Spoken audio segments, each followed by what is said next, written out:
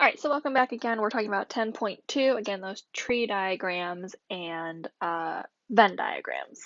Okay, so this is day 2 of 10.2. So this is just review of what we did yesterday.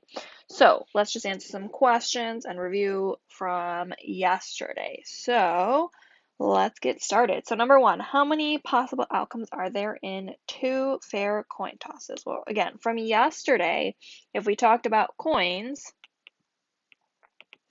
I have heads or tails, so 2 possible outcomes.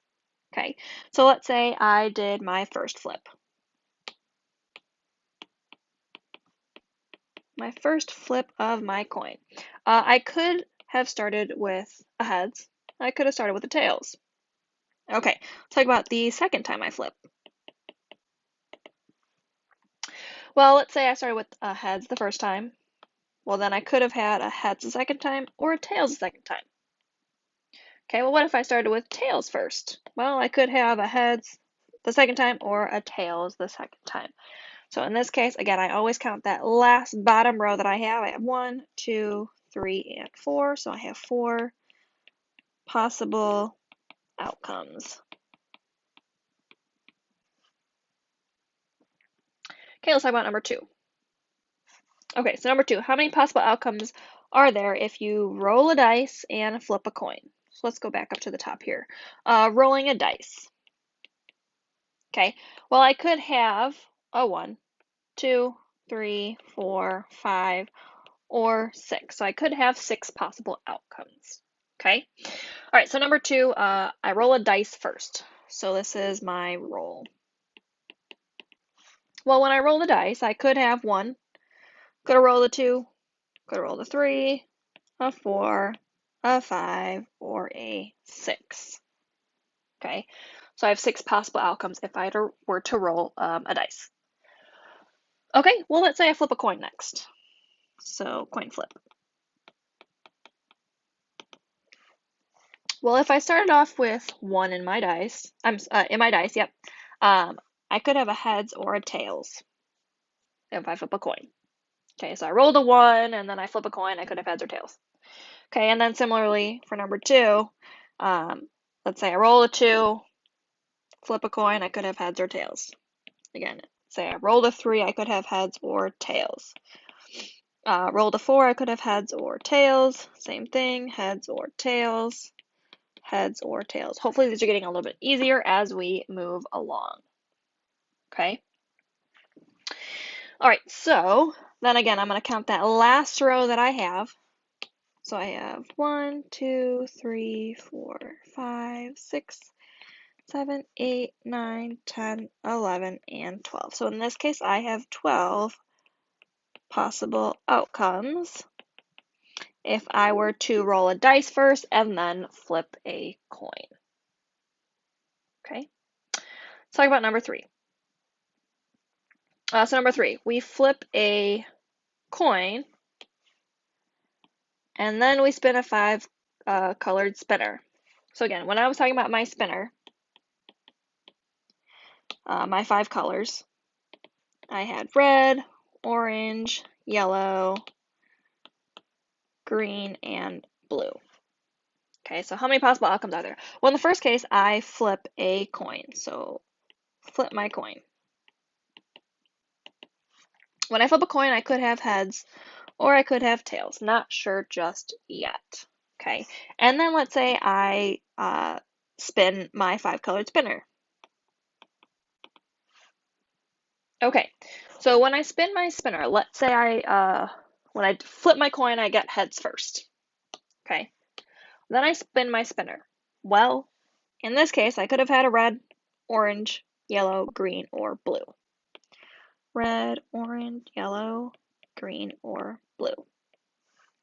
So in this case, I have 1, 2, 3, 4, 5. So I'm going to write 5 down here.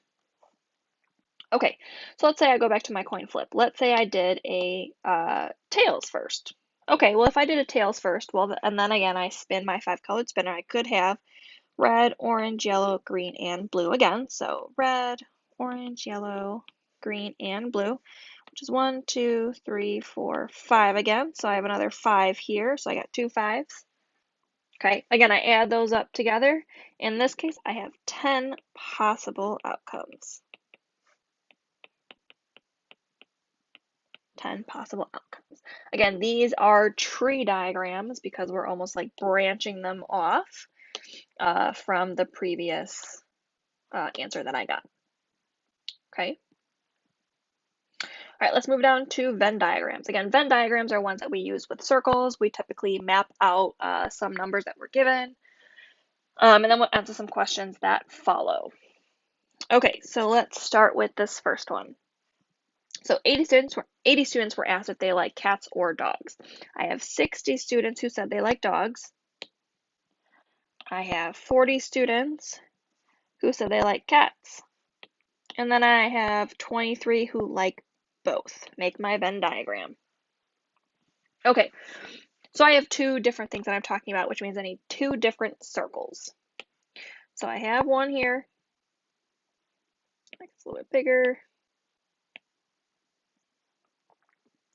Okay, so I have one circle there. I need another one in my blue. Okay, so in the green, I'm talking about dogs.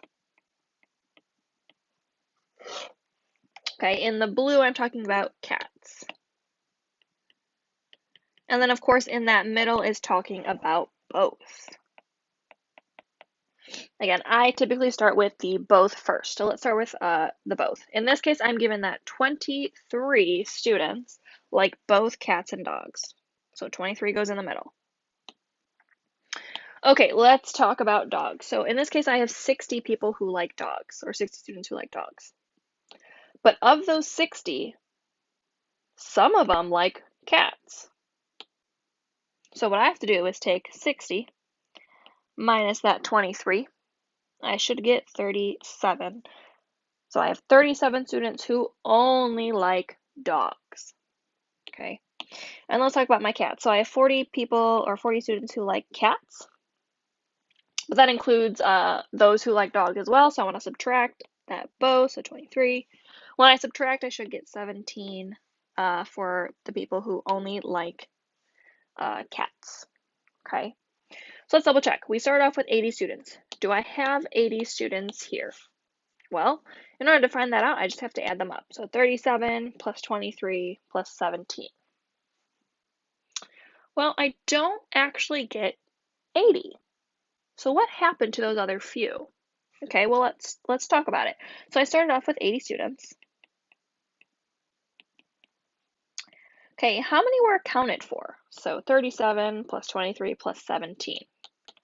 Well, when I add those up together, those are the ones that I have accounted for, and I have, that should be 77 accounted for.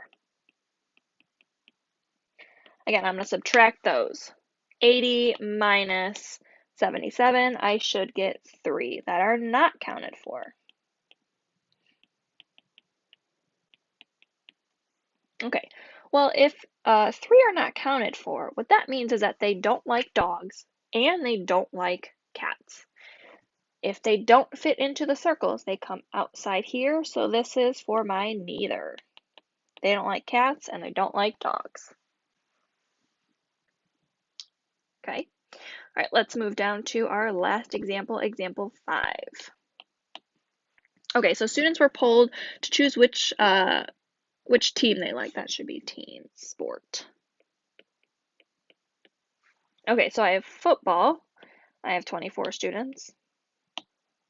I have basketball, 30 students. I have 18 students who like both, and then that outside number there is students who like neither. Okay, let's talk about how many students were polled. In this case, I'm going to add all the numbers that I see within my box. So I have 24 plus 18 plus 30 plus 12. That gives me 84 students. So 84 students were polled in this question. Okay, so now I want to know how many students like football and basketball. So how many students like both? Well, in this case, we know that answer. It's right in the middle. I have 18 students who like both.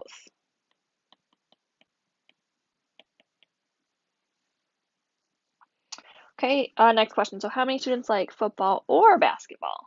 Okay, which means how many like football, how many like both, and how many like basketball. So what I'm going to do is I'm going to add those three numbers that are inside my circles together. So I have 24 plus 18 plus 30. I get 72 students.